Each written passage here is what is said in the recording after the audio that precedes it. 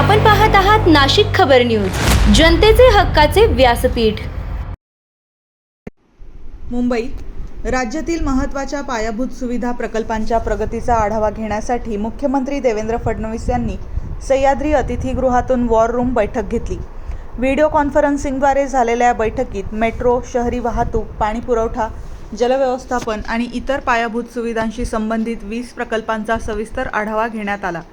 यावेळी मुख्यमंत्री फडणवीस यांनी प्रकल्पांच्या कामांमध्ये होणारा विलंब सहन केला जाणार नसल्याचा स्पष्ट इशारा दिला।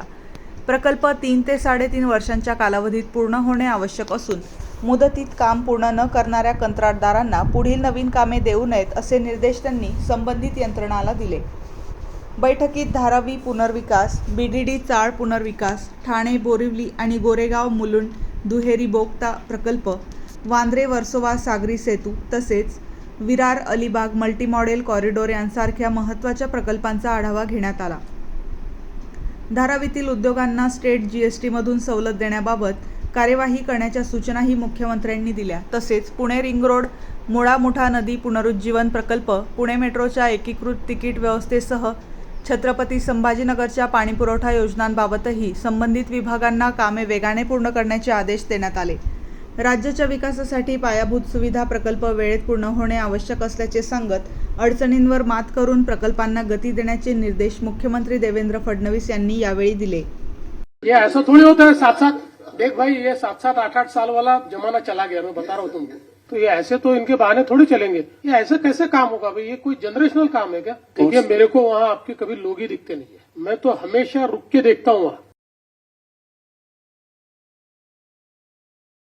Sir, the two contractors are here, sir. Every year ये problem आता है सर। तो ये आपने फ्लैग किया क्या है? आप बताइए ना, आपके यहाँ कौन अधिकारी भाई, इनका कौन देखता है? Coordinate with them, हाँ sir. तो करिए। Commercial is fully available. ये चलेगा नहीं भाई मेरे को। अगर ऐसा होगा ना तो मैं बैन लगा दूंगा कि आप लोगों पे देख भाई, ये 7-7 8-8 साल वाला जमाना चला गया, मैं बता रहा हूँ तुमको। ये इतना नुकसान है, देश का नुकसान है, सबका नुकसान है ये 7-7 8-8 साल चलना। बेटरचा अर्थ काय आहे? त्याच्यामध्ये सर ते 1-2 महिने डिले होणार आहेत। मी आहे ना 1-2 महिने डिले तुम्हीच ऍक्सेप्ट करून घेता म्हणून प्रॉब्लेम नाही, सर, आम्ही त्याला तुम्ही मनाने ऍक्सेप्ट केलाय की 1-2 महिने तर चालतंच।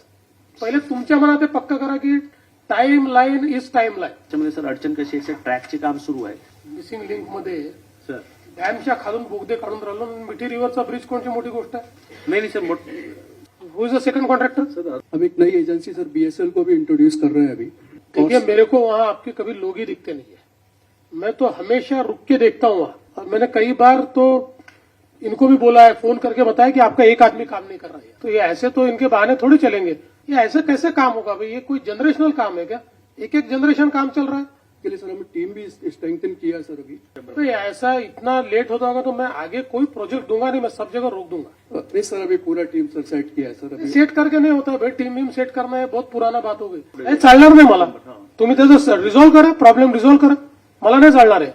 आप इसको करिए, तब तक आप नया काम नहीं देंगे हम आपको। बेस्ट वगैरह नहीं सर, इसको जो माइल्स रिसीव करेंगे सर। एक जर 100 लोक पाहिजे तर 101 किंवा 120 लोक ठेवले तरच प्रोजेक्ट पूर्ण होईल। रेट इतना अच्छा दिया है। नहीं मैं कर सकता हूँ।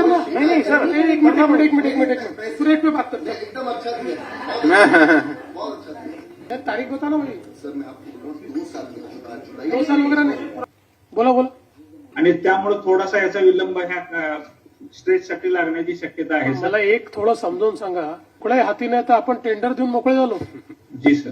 हे फार लिथार्जिक चाललंय, भगवान भरोसे चाललंय, असं नाही चालणार। मला आज संध्याकाळपर्यंत सगळी टाइमलाईन वॉर रूमला मिळाली पाहिजे त्याची। I am very unhappy about this.